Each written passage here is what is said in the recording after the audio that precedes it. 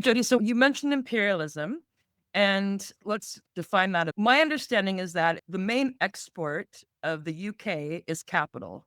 So a lot of the foreign policy and that affects the local policy is about protecting that investment.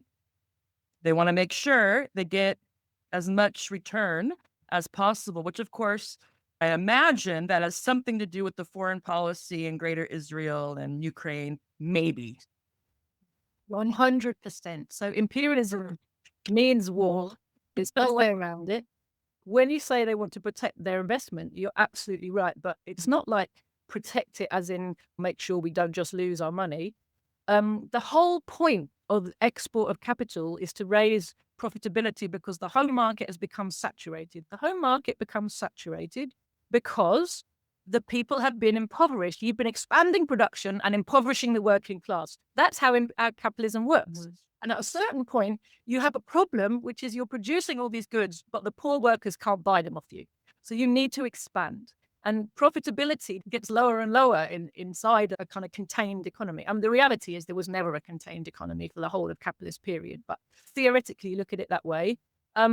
You have to expand. You have to find new markets. For 200 years, the capitalists in Britain, they had the first systemic overproduction crisis of capitalism in 1820. And that crisis has been recurring every 10 years pretty much ever since. And each time, part of the strategy for bringing back profitability was expansion. And it was expansion outside the borders, but find new markets, find new people to sell our stuff to, right? Well, then you have a global market at a certain point, and the global market's saturated, and the global people have got too poor to buy your stuff.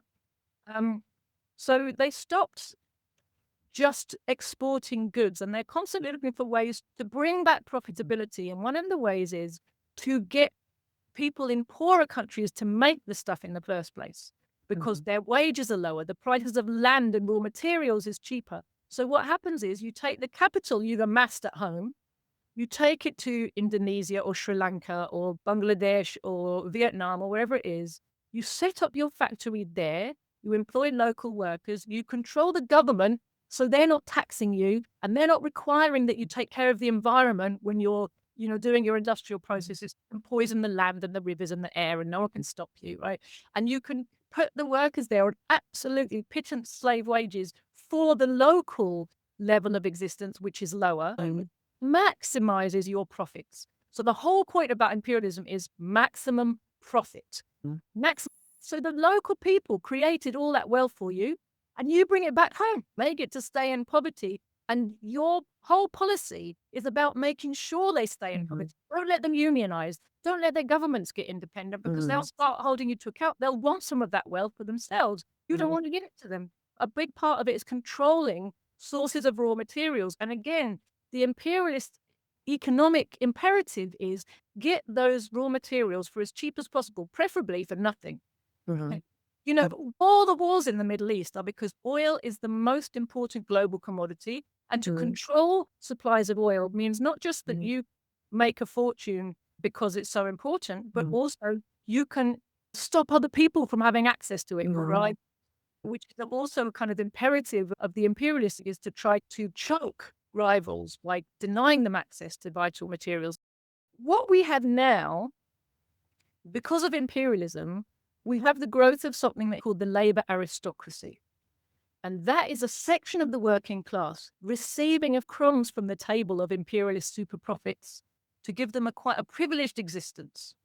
And they have a distinctly higher standard of living, higher wages than the bulk of the working class.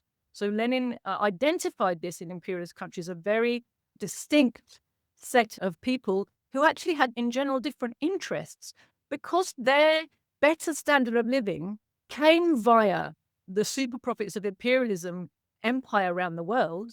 They tended to be loyal to imperialism and look down on the mass of the workers.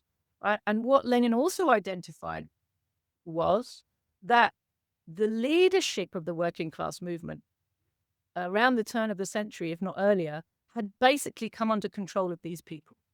And it's the reason we see consistently in imperialist countries that trade unions, anti-war movements, socialist parties are all being led by people who fundamentally don't want to challenge the capitalist system and the imperialist system. And they keep the working class under control, and they make sure that their activity doesn't lead to anything truly disruptive. And fundamentally, it's why our parties did a lot of work on this, on the Labour Party's role as a party of imperialism, right? It's sold to us as the party of the working class.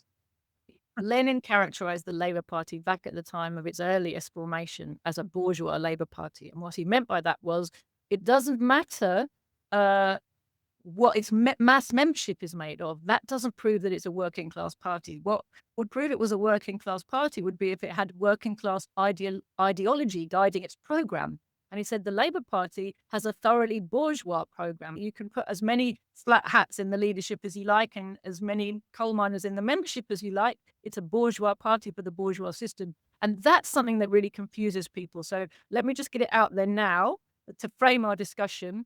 This left-right paradigm and kind of spectrum that we are presented with, very neatly curated to us, is the left to the right wings of bourgeois politics.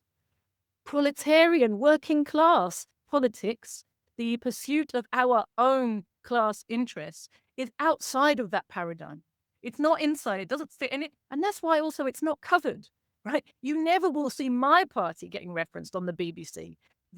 What they present to you as extreme left is Trotskyism. And they're right. Trotskyism is the extreme left of bourgeois politics, right? So this is something that's very important to understand. They all serve the imperialist capitalist system, extreme left to extreme right. They all have the same ultimate program, which is save imperialism. That's something that has to be recognized. So a lot of the differences are very much cosmetic. They're kind of to keep you on side with some team that's been presented in such a way that you feel that you identify with it. You know, the right Coke or colors. Pepsi, tea or coffee, milk or cream. Yeah, all of that. And cultural differences, which are not really very deep differences when you kind of scratch the surface, but you're encouraged to feel are really different. The same way, you know, people from towns next door to each other are encouraged to feel like they're rivals and really different from each other when they're basically the same. We mentioned how imperialism for both the UK and the United States, not just them, but we use those two as examples. One of their main exports is capital overseas, and they want to get a return on that. You have to understand that to also understand the foreign policy, the military policy, all this type of stuff. Why that also matters in terms of workers of the world unite is that all that capital that could be reinvested or kept within the national boundaries or regional boundaries gets taken out. And then they get a lot of great tax policies when they quote unquote repatriate because they want that capital moving. So that is why over time you have such a steady decline of living standards and deindustrialization, all of that. I wanted to make sure that we connected that before we leave, that there's a connection between the conditions in a lot of places in the imperial core, for lack of a better word, with all the capital that's getting invested all over the place for the best returns. Totally. And, you know, Britain being the first country of industrial capitalism was the first to begin the process of deindustrializing via the export of capital. So exported capital is the key economic indicator of an imperialist economy. They stop exporting manufactured goods to the world and they start just exporting capital to bring back profits. So they built a machinery for sucking the wealth out of the world. But simultaneously, while they're doing that, they are exporting all the manufacturing jobs. So increasingly, and because that started in Britain in the 19th century, this process has been going on for like 150 years. So no wonder when you look around, you find it very hard to find a person who's engaged in making something. And yet we're using things all the time, but we don't make any of it. It's a very demoralized society that produces because eventually our entire economy has become parasitic. And most of us are paid to either do service jobs or to somehow help the machinery of financial looting of the rest of the world, right? So we have a very parasitic economy through no fault of our own. This is the inevitable workings of a capitalist economy on a global scale. And the only way to reverse that now and bring back a productive and meaningful economy is by abolishing imperialism and setting up, reindustrializing the country on a socialist basis.